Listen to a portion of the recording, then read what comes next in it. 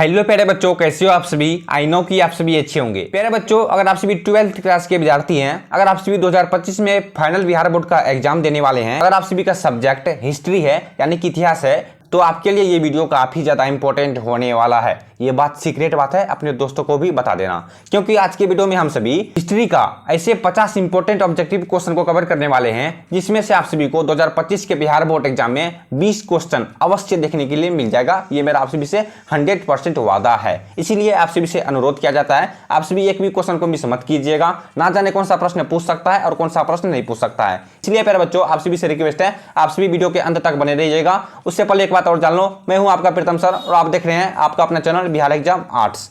अगर आप सभी चैनल पर पहली बार आए हो तो चैनल को सब्सक्राइब कर लेना, क्योंकि इस चैनल पर आप सभी को 12th क्लास की तैयारी बेहतरीन तरीके से करवाई जाती है। तो प्यारे बच्चों, लेट्स स्टार्ट दिस वीडियो। हाँ तो प्यारे बच्चों, आप सभी देखिएगा, सबसे पहला क्वेश्चन है आप सभी के मोबाइल के स्क्रीन पे, अकबरनामा किसकी कृति है। सबसे पहला क्वेश्चन है, अकबरनामा किसकी कृति है। एक का perfect answer option number C, Abul Fazal. याद हो आप सभी को, अकबरनामा किसकी कृति है। अकबरनामा अबुल फजल की कृति है। याद रखिएगा, ये सारे क्वेश्चन वीवीआई क्वेश्चन है 2025 के बिहार बोर्ड एग्जाम के लिए। ठीक है, आप सभी का मंथली एग्जाम अच्छा से गया कि नहीं, आप सब मुझे कमेंट बॉक्स में लिख के बता देना। ठीक है, अब देखना 2 नंबर में प्रश्न है, जीतल किस धातु का होता था। बहुत ज्यादा वीवीआई प्रश्न है, जीतल किस धातु का होता था। सोना का, या फिर चांदी का, या फिर लोहा का, या फिर तांबा का। मुझे कमेंट बॉक्स में लिख के बताओ, जीतल किस धातु का बना होता था। आप सभी को यह प्रश्न 2 तरीका से पूछ सकता है। सबसे पहला तरीका, जीतल किस धातु का होता था, और दूसरा तरीका, जीतल किस धातु का बना होता था। आप सभी को टिक किस में, यानी कि आप सभी को, मेरा कहने का मतलब है, आप सभी के लिए इस क्वेश्चन का राइट आंसर क्या हो सकता है। आप सभी को पता है जीतल किस धातु का होता था। 50% बच्चे को मालूम होगा और 50% बच्चों को मालूम नहीं होगा। मैं ये लिख के दे सकता हूं। ठीक है, जीतल किस धातु का होता था। जीतल चांदी का होता था। याद हुआ, जीतल चांदी का होता था। 2 का right answer option number B. ठीक है, अब देखना 3 नंबर में क्या प्रश्न है, ध्यान से देखना। ठीक है, अगर आप सभी को कहीं पर भी दिक्कत होती है तो कमेंट में जरूर बता देना। ठीक है, अब देखना 3 नंबर में प्रश्न है, नवरत्न किसके दरबार में थे। बताओ, 3 नंबर में प्रश्न बोल रहा है, नवरत्न किसके दरबार में थे। अकबर के, शाहजहां के, या फिर जहांगीर के, या फिर शेरशाह के। आप सब मुझे कमेंट बॉक्स में लिख के बताओ, नवरत्न किसके दरबार में आए थे या फिर नवरत्न किसके दरबार में थे। अब मैंने आप सभी को बताया ना। ठीक है, मैंने आप सभी को बता दिया है। पहले आप सभी क्वेश्चन को समझो, पहले क्वेश्चन क्या बोल रहा है, पहले क्वेश्चन को समझो, उसके बाद फरफराना अपने लबर को। ठीक है, अपने लबर को यानी कि अपने होंठ को, उसके बाद फर बात भरना। ठीक है,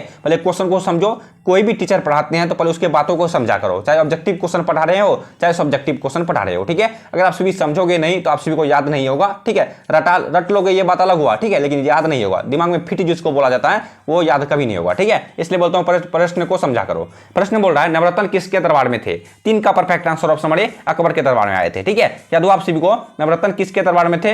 नवरत्न अकबर के दरबार में आए थे। देखो यहाँ पर कितने बच्चे गलती क्या करते हैं, ये टिक मार देते हैं किसमें, जहांगीर में या फिर शाहजहां में। ठीक है, बिल्कुल इसका गलत आंसर है जहांगीर शाहजहां, ये गलत आंसर है। लेकिन नवरत्न किसके दरबार में आए थे, नवरत्न अकबर के दरबार में आए थे। ठीक है, अब बढ़ते हैं सभी 4 नंबर की क्वेश्चन करो। ठीक है, ध्यान से देखिएगा, प्रश्न है, चोरी चोरा कांड किस वर्ष हुआ। बहुत बार ये सब प्रश्न पूछा जाता है। ठीक है, आप सभी क्वेश्चन बैंक का नाम सुने होंगे, आप सभी क्वेश्चन बैंक का नाम सुने होंगे। आप सभी 2009 से लेकर के 2024 तक में उल्टा के देखना, ये सारे प्रश्न कितने बार पूछे गए हैं। ठीक है, समझ गए आप सभी मेरी बात। प्रश्न बोल रहा है, चोरी चोरा कांड किस वर्ष हुआ। 1919 को, या फिर 1920 को, 1922 को, या फिर 1921 को। आप सब मुझे कमेंट बॉक्स में लिख के बताओ, चोरी चोरा कांड किस वर्ष हुआ था।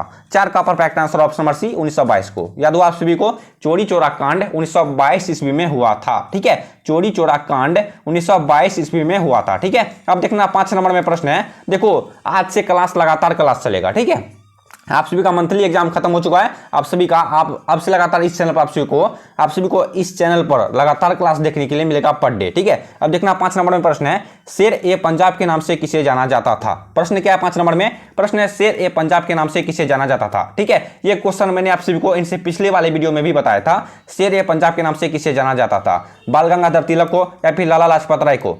जितने बच्चे ऑप्शन नंबर बी बता रहे हो लाला लाजपत राय को, सबका परफेक्ट आंसर है। ठीक है, शेर ए पंजाब के नाम से लाला लाजपत राय को जाना जाता था, है, अभी भी जाना जाता है। ठीक है, 5 का perfect answer option number B, Lala Lajpat Rai. ठीक है, अब देखना 6 नंबर में क्या प्रश्न है, ध्यान से देखते जाना। प्रश्न है, हो सके तो अपने कॉपी में नोट करते जाना। ठीक है, हो सके तो अपने कॉपी में नोट करते जाओ, अपने दोस्तों के पास शेयर भी कर दो ताकि उनका भी कुछ फायदा हो सके। अरे अपना भलाई के साथ साथ अपने दोस्तों का भी भलाई का सोचो, उसके बाद ही आप सभी का फायदा हो सकता है। ठीक है, आप खैर ये बात छोड़ो। क्या बताओ 6 नंबर का में पहले प्रश्न को समझो। 6 नंबर में प्रश्न है साइमन कमीशन भारत कब आया। प्रश्न क्या है, साइमन कमीशन भारत कब आया। साइमन कमीशन भारत 1928 ईस्वी को भारत आया था, ठीक है, यानी कि 1928 ईस्वी में साइमन कमीशन भारत आया था। 6 का perfect answer option number B 1928 ईस्वी। याद हो गया सारे बच्चे को, साइमन कमीशन भारत कब आया था। साइमन कमीशन भारत 1928 ईस्वी में आया था, ठीक है। 6 का perfect answer option number B, ठीक है। अब बढ़ते हैं सभी 7 नंबर की क्वेश्चन को, ठीक है, ध्यान से देखिएगा। प्रश्न बोल रहा है 7 नंबर में दांडी किस राज्य में स्थित है। ये लो, मैं लिख के दे सकता हूं, जो बच्चे घर में नहीं पढ़ाई करते हैं, ठीक है, जो बच्चे घर में नहीं पढ़ाई करते हैं, मैं उसको भी लिख के दे सकता हूं। अगर आप सभी इस वीडियो को अंत तक देख लेते हो तो आप सभी का हिस्ट्री यानी कि 2025 में जो आप सभी का फाइनल एग्जाम होने वाला है हिस्ट्री सब्जेक्ट का, तो उसमें आप सभी का 20 नंबर पक्का मिल जाएगा, ठीक है। 20 नंबर आप सभी को पक्का मिल जाएगा इस वीडियो को पूरा देखने के बाद, ठीक है। लेकिन किस तरीके से मिलेगा वो मैं आप सभी को वीडियो के अंत में बता देता हूँ। आधा बात जान लो अभी, ठीक है, आधा बात अभी बता देता हूँ, आधा बात वीडियो के अंत में बताऊंगा, ठीक है। आप सभी को लिखना किस तरह से है और मार्कशीट पे कितने बच्चे गलती भर देते हैं। थोड़ा सा भी बहकेगा ना तो नंबर कट जाएगा, थोड़ा सा भी बहकेगा तो नंबर कट जाएगा आप सभी को, ठीक है, क्योंकि वे मार्कशीट हाथ से चेक नहीं होते हैं, ऑनलाइन चेक होते हैं, ठीक है, कंप्यूटर द्वारा चेक होते हैं। अब देखना 7 नंबर में प्रश्न है दांडी किस राज्य में स्थित है। उत्तर प्रदेश या फिर मध्य प्रदेश या फिर गुजरात या फिर महाराष्ट्र। आप सब बताओ कमेंट बॉक्स में लिख करके दांडी किस राज्य में स्थित है, ठीक है। 7 का perfect answer option number C Gujarat में, ठीक है। याद हो गया सारे बच्चे को, दांडी किस राज्य में स्थित है। दांडी गुजरात में स्थित है, ठीक है। अब देखना 8 नंबर में प्रश्न है सांची मध्य प्रदेश के किस जिले में स्थित है। प्रश्न बोल रहा है 8 नंबर में सांची मध्य प्रदेश के किस जिले में स्थित है। रायसेन, सागर, भोपाल या फिर पंजाब। आप सब मुझे कमेंट बॉक्स में लिख के बताओ 8 का राइट आंसर क्या होगा। जितने बच्चे ऑप्शन नंबर ए बता रहे हो रायसेन, सबका राइट आंसर है, ठीक है। सांची, एक मिनट, सांची मध्य प्रदेश के रायसेन जिले में स्थित है। याद हो गया, सांची मध्य प्रदेश के किस जिले में स्थित है। सांची मध्य प्रदेश के रायसेन जिले में स्थित है, ठीक है। देखो जितने बच्चे ये सोच रहे हैं मेरे पास अभी बहुत ज्यादा समय है, ठीक है, देखो ये मत सोचो, ठीक है, ये मत सोचो मेरे पास बहुत ज्यादा समय है। आप सभी को 2 साल का समय दिया जाता है इंटर की तैयारी करने के लिए। इसका रीजन आप सभी को पता है। देखो आप सभी को 2 साल का समय इसलिए दिया जाता है कि सारे बच्चे अच्छे तरीके से पढ़ सके। और 2 साल का समय क्यों जाता है, क्योंकि आप सभी को उतना सब्जेक्ट दिया हो रहा था, ठीक है।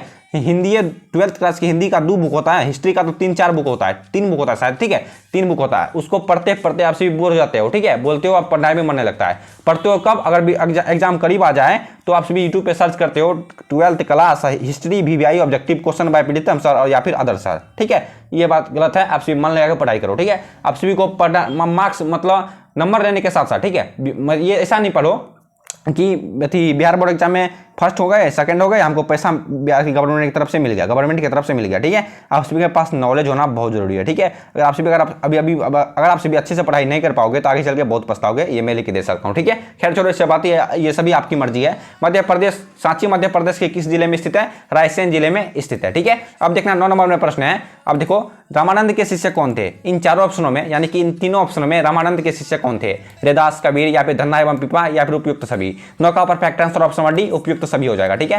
रामानंद के शिष्य कौन कौन थे। रैदास भी थे, कबीर भी थे एवं धन्ना एवं पिपा थे। आप सभी को हूबहू इसी तरीका से प्रश्न पूछेगा 2025 के फाइनल एग्जाम में, हूबहू यानी कि इसी तरह से प्रश्न रहेगा आप सभी को, ठीक है। यही सा प्रश्न पूछेगा, इसी तरह के साथ साथ यही सा प्रश्न पूछेगा, इनसे बाहर प्रश्न नहीं पूछेगा, ठीक है। क्योंकि आप सभी को मैं लिख के दे सकता हूं, आप सभी 2009 से लेकर के 2024 तक क्वेश्चन बैंक को अगर अच्छे से पढ़ लिए तो मैं लिख के दे सकता हूं आप सभी का हिस्ट्री का 90% यानी 80% नंबर क्लियर हो जाएगा ऑब्जेक्टिव से।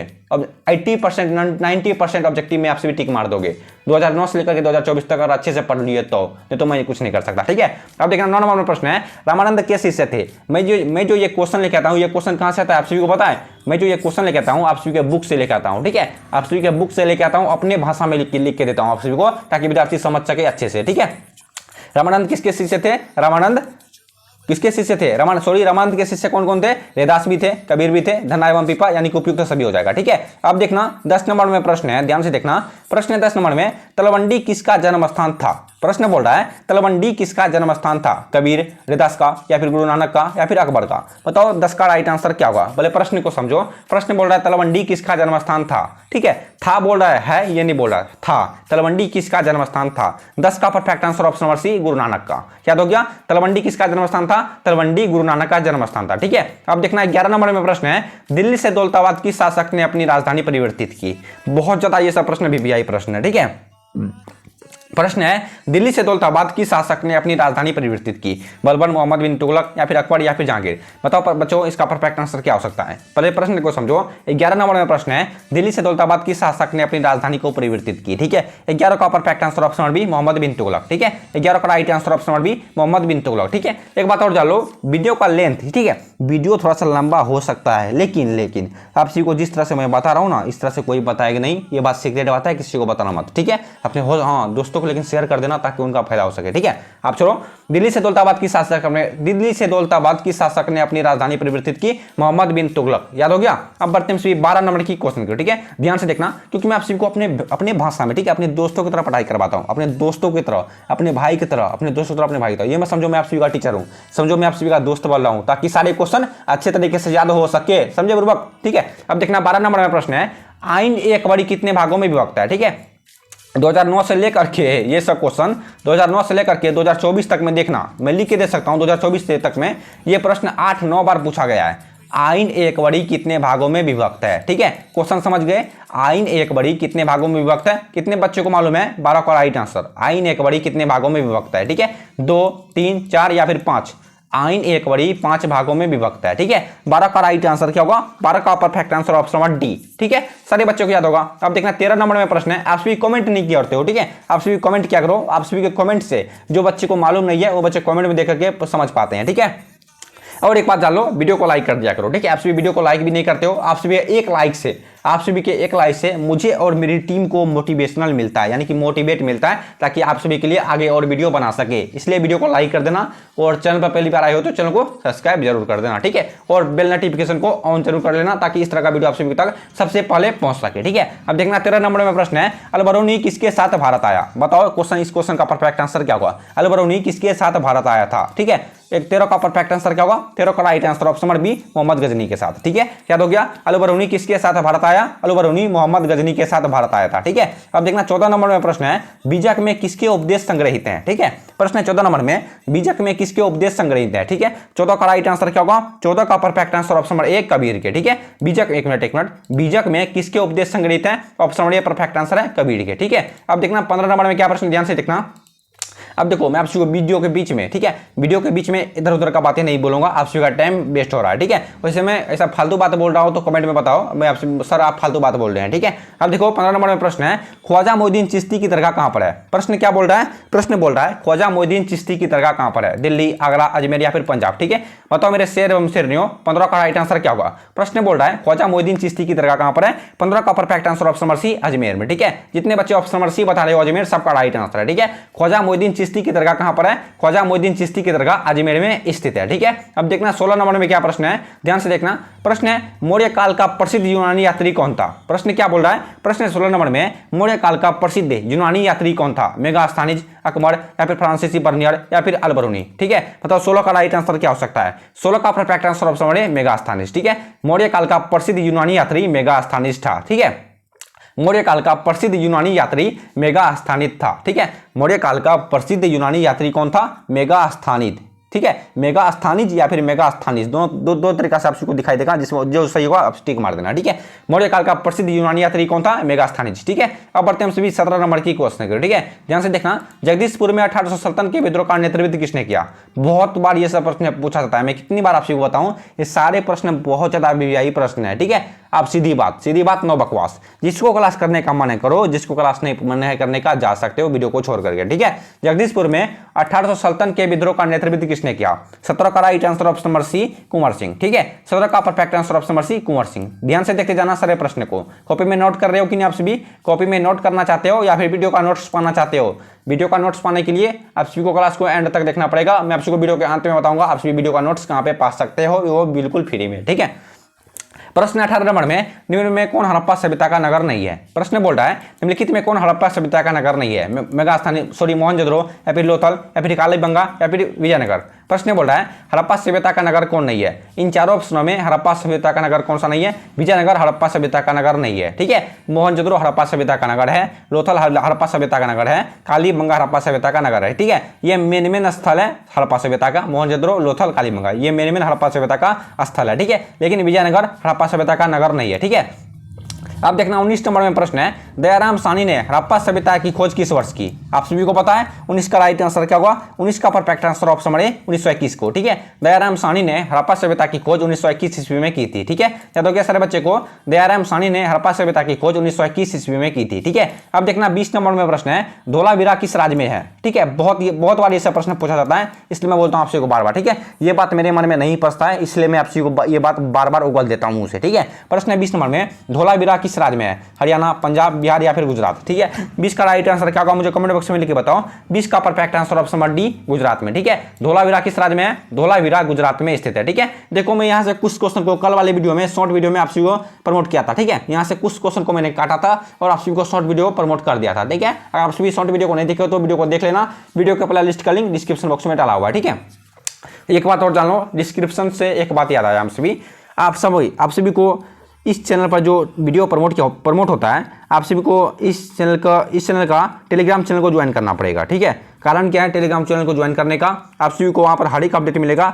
आज मैंने क्या बोला, आज छुट्टी है या फिर बंद है क्लास, आज क्लास चलेगा या फिर क्लास नहीं चलेगा, मैं आप सभी को वहीं पर भी नोट्स प्रमोट करूंगा। ठीक है, मैं आप सभी को टेलीग्राम चैनल पर भी नोट्स प्रमोट करूंगा। एक बात और जान लो, मतलब टेलीग्राम का लिंक डिस्क्रिप्शन बॉक्स में डाला हुआ है। ठीक है, इंस्टाग्राम का भी लिंक डिस्क्रिप्शन बॉक्स में डाला हुआ है। ठीक है, इंस्टाग्राम को फॉलो क्यों करना है वो बताता हूँ। ठीक है, देखो इंस्टाग्राम को आप सिर्फ फॉलो करके क्या पूछ सकते हो, 12th क्लास 8 सब्जेक्ट से रिलेटेड, यानी कि साइंस को छोड़ के और कॉमर्स को छोड़ के जितने बच्चे आर्ट्स के हो, अगर आप आर्ट्स में जो भी सब्जेक्ट है, अगर आप सब मुझे उस सब्जेक्ट का क्वेश्चन यानी कि सब्जेक्टिव क्वेश्चन या ऑब्जेक्टिव क्वेश्चन पूछना चाहते हो तो आप सब मुझे इंस्टाग्राम पे पूछ सकते हो। ठीक है, इंस्टाग्राम का लिंक डिस्क्रिप्शन बॉक्स में डाला हुआ है। ठीक है, उसे सर्च करोगे बिहार एग्जाम मार्क्स, जो चैनल का नाम है वही टेलीग्राम चैनल का भी नाम है और इंस्टाग्राम पेज का भी वही नाम है। ठीक है, और फेसबुक पर भी वही नाम है, या फिर प्रीतम सर सर्च करोगे आ जाएगा। ठीक है, समझे, हर एक चीज का लिंक डिस्क्रिप्शन बॉक्स में डाला हुआ है। ठीक है, आप सभी क्लास को छोड़ के जाते वक्त एक बार डिस्क्रिप्शन बॉक्स को जरूर देख लेना। ठीक है, प्रश्न है 20 नंबर में, धोलावीरा किस राज्य में? गुजरात में स्थित है। ठीक है, अब देखना है 21 नंबर में क्या प्रश्न है, ध्यान से देखना। प्रश्न है 21 नंबर में, गोलमेज सम्मेलनों का आयोजन किस शहर में हुआ? प्रश्न बोल रहा है गोलमेज सम्मेलनों का आयोजन किस शहर में हुआ? दिल्ली, मुंबई, लंदन या फिर कोलकाता? ठीक है, बताओ 21 का राइट आंसर क्या होगा? गोलमेज सम्मेलनों का आयोजन किस शहर में हुआ था? लंदन में हुआ था। ठीक है, 21 का perfect answer option number C London. ठीक है, अब बढ़ते हैं सभी 22 नंबर की क्वेश्चन करो। ठीक है, ध्यान से देखिएगा आप सभी, 22 नंबर में क्या प्रश्न है? प्रश्न है दांडी यात्रा कब शुरू हुई थी? ठीक है, प्रश्न क्या बोल रहा है 22 नंबर में? 22 नंबर में प्रश्न है दांडी यात्रा कब शुरू हुई थी? 1929 को या फिर 1930 को या फिर 1931 को या फिर 1932 को? ठीक है, दांडी यात्रा 1930 ईस्वी को शुरू हुई थी। ठीक है, याद हो आप सभी को, दांडी यात्रा 1930 ईस्वी में शुरू हुई थी। ठीक है, अब देखना 23 नंबर में क्या प्रश्न है, ध्यान से देखना।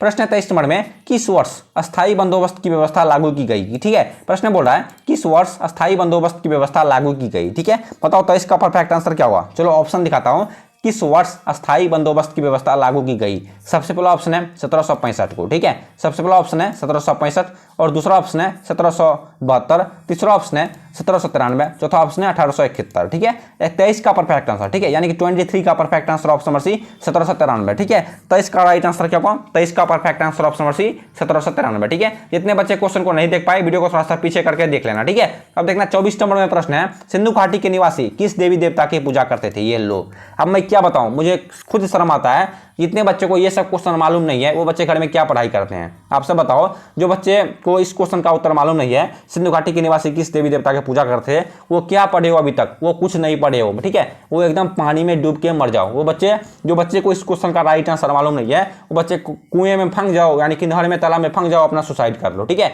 मैं ये नहीं बोल रहा हूँ असली में सुसाइड कर लो, बुर्बक हो सब। ठीक है, आप भी पढ़ाई नहीं करते हो इसलिए मैं बोलता हूँ। ठीक है, सिंधु घाटी के निवासी किस देवी देवता की पूजा करते थे? विष्णु, प्रकृति देवी या फिर गणेश या फिर शिव? ठीक है, 24 का perfect answer option number B प्रकृति देवी। थोड़ा सा बताता हूं, थोड़ा सा एक्सप्लेन कर देता हूं। ठीक है, देखो सिंधु घाटी के जो लोग थे वे भगवान पे नहीं, भगवान पे कम, जो प्रकृति देवी कौन, मतलब गाछी वृक्ष, यानी सिंधु घाटी के जितने भी निवासी थे, सिंधु घाटी में जितने भी, थोड़ा सा खाना खाया हो ना इसलिए ढका रहा है। ठीक है, सिंधु घाटी में जितने भी आदमी बसे हुए थे, यानी कि मैन लोग, यानी कि आदमी लोग बसे हुए थे, वे अधिकतर विष्णु भगवान के छोड़ करके, गणेश भगवान को छोड़ करके, शिव भगवान को छोड़ करके, जिसे हम सभी महादेव बोलते हैं, वह प्रकृति देवी पर अधिक भरोसा रखते थे। क्यों?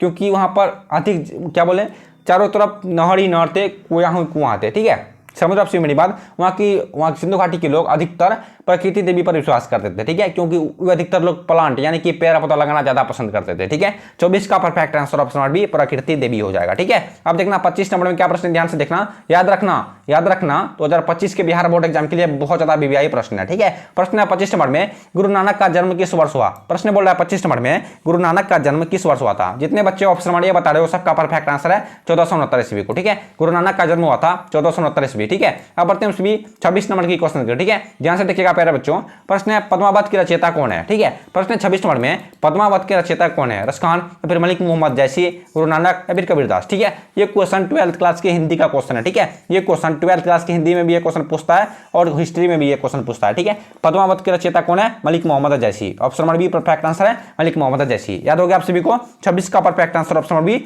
मलिक मोहम्मद जैसी, ठीक है। अब देखना 27 नंबर में प्रश्न है, वीरशैव पंथ के प्रवर्तक कौन थे, ठीक है। प्रश्न है 27 नंबर में, वीरशैव पंथ के प्रवर्तक थे रामानुज, रामानंद या फिर बसवन्ना या फिर शंकराचार्य, ठीक है। बताओ 27 का राइट आंसर क्या होगा। प्रश्न बोल रहा है वीरशैव पंथ के प्रवर्तक कौन थे, ठीक है। 27 का perfect answer option number C Basavanna, ठीक है। वीरशैव पंथ के प्रवर्तक कौन थे, बसवन्ना थे, ठीक है। अब देखना 28 नंबर में क्या प्रश्न है, ध्यान से देखना, अलवार किस भगवान की पूजा करते थे। ये लो कोका कोला लो। प्रश्न 28 नंबर में, अलवार किस भगवान की पूजा करते थे, ठीक है। देखो पढ़ाई के साथ साथ मनोरंजन भी होना बहुत जरूरी है, ठीक है। मैं जो आप सभी को मैं जो आप सभी को 12th क्लास की तैयारी करवाता हूँ, कुछ बच्चे यानी कि 10 बच्चे ऑफलाइन को भी मैं पढ़ाता हूँ, ठीक है। 10 ऑफलाइन बच्चे को भी मैं प्रमोट करता हूँ वीडियो, मतलब ऑनलाइन मतलब ऑफलाइन बच्चे को भी पढ़ाता हूँ, ठीक है। उस बच्चे को मैं गाना से लेकर के डांस तक भी करवाता हूँ, ठीक है। अधिकतर बॉयज लोग हैं, ठीक है, अधिकतर मैं बॉयज लोग को पढ़ाई करवाता हूँ। जिससे यहाँ पर गर्ल्स देख रही है शर्माना मत, ठीक है। उससे मैं 10 बच्चे को ऑफलाइन भी पढ़ाता हूँ, बॉयज लोग हैं, ठीक है। मैं उसको गाना से लेकर के, ठीक है, गाना गाने से लेकर के नचाने तक का भी कार्य करवाता हूँ, ठीक है।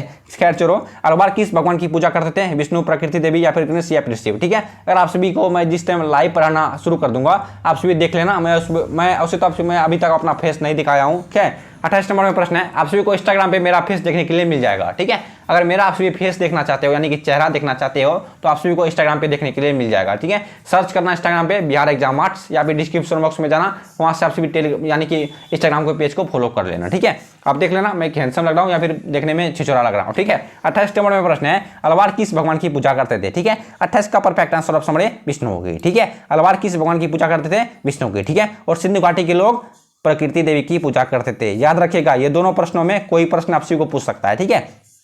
अब देखना 29 नंबर में प्रश्न है, प्रयाग प्रशासित किस राजवंश से संबंधित है। प्रश्न बोल रहा है प्रयाग प्रशासित किस राजवंश से संबंधित है, मौर्य, शुंग, कुषाण या फिर गुप्त, ठीक है। बताओ 29 का राइट आंसर क्या होगा। पहले प्रश्न को समझो, प्रयाग प्रशासित किस राजवंश से संबंधित है, ठीक है। 29 का perfect answer option number D गुप्त हो जाएगा, ठीक है। प्रयाग प्रशासित किस राजवंश से संबंधित है, गुप्त राजवंश से संबंधित है, ठीक है। अब देखना 30 नंबर में प्रश्न है, भारत में सबसे अधिक अभिलेख किसके मिले हैं। प्रश्न बोल रहा है भारत में सबसे अधिक अभिलेख किसके मिले हैं, यानी कि कौन से जो बड़का बड़का राइटर है ना, बड़का बड़का आदमी, अशोक, गुरु नानक, समुद्रगुप्त या फिर कनिष्क, ठीक है। इन चारों ऑप्शनों में सबसे अधिक अभिलेख किसके मिले हैं आप सभी को बताना है इस क्वेश्चन का राइट आंसर, ठीक है। भारत में सबसे अधिक अभिलेख किसके मिले हैं, ठीक है। 30 का right answer option number Ashok. ये लो, अशोक इतना बड़ा महान आदमी था जो अपने प्रजा के भलाई के लिए अपने आप को त्याग दिया, ठीक है। भारत में सबसे अधिक अभिलेख अशोक के मिले हैं, ठीक है, याद हो गया। अब देखना 31 नंबर में क्या प्रश्न है। प्रश्न है वीरशैव आंदोलन के जनक कौन थे। देखो ये भी क्वेश्चन आपसे दो तरीका से पूछा, वीरशैव पंथ के प्रवर्तक कौन थे या फिर वीरशैव आंदोलन के जनक कौन थे, दो तरीका से पूछ सकता है, ठीक है। कबीर, गुरु नानक या फिर कराईकल या फिर बसवन्ना, ठीक है। 31 का right answer option number D Basavanna, ठीक है। ये क्वेश्चन दो तरीका से पूछा ना, वीरशैव पंथ के प्रवर्तक कौन थे या फिर वीरशैव आंदोलन के जनक कौन थे, बसवन्ना में आप सभी को टिक मार देना है, ठीक है।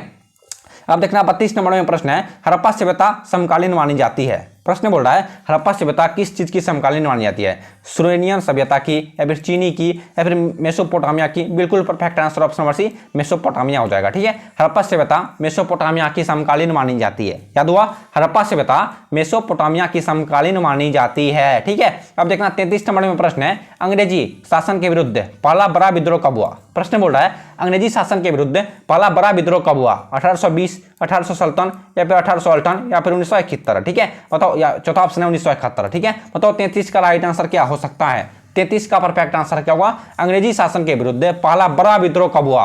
अंग्रेजी शासन के विरुद्ध बोल रहा है, अंग्रेजी शासन के विरुद्ध पहला बड़ा विद्रोह कब हुआ? ठीक है, 33 का राइट आंसर क्या होगा? 33 का perfect answer option number B 1857। ठीक है, 33 का perfect answer option number B 1857 ईस्वी में अंग्रेजी शासन के विरुद्ध पहला बड़ा विद्रोह हुआ था। ठीक है, अब देखते हैं 34 नंबर में क्या प्रश्न है, ध्यान से देखना। 34 नंबर में प्रश्न है, एक मिनट फिर से देखता हूं, थोड़ा सा कंफ्यूज हो रहा है। 33 नंबर में क्या प्रश्न बोले थे? 33 नंबर में प्रश्न था अंग्रेजी शासन के विरुद्ध पहला बड़ा विद्रोह कब हुआ था? इसका राइट आंसर क्या बताया मैंने? 33 का राइट आंसर क्या हुआ? 33 का perfect answer option number B 1857। ठीक है, राइट आंसर है 1857। ठीक है, अब देखना 34 नंबर में क्या प्रश्न है, ध्यान से देखना। प्रश्न 34 नंबर में बहादुर शाह की मृत्यु कहां पर हुई? प्रश्न क्या बोल रहा है? प्रश्न बोल रहा है बहादुर शाह की मृत्यु कहां पर हुई? दिल्ली में या फिर लंदन में? चलो तीसरा ऑप्शन देखते हैं। ठीक है, तीसरा ऑप्शन है रंगपुर में, चौथा ऑप्शन है रंगून में। ठीक है, बहादुर शाह की मृत्यु रंगून में हुई थी। ठीक है, Rangoon, option number D right answer Rangoon.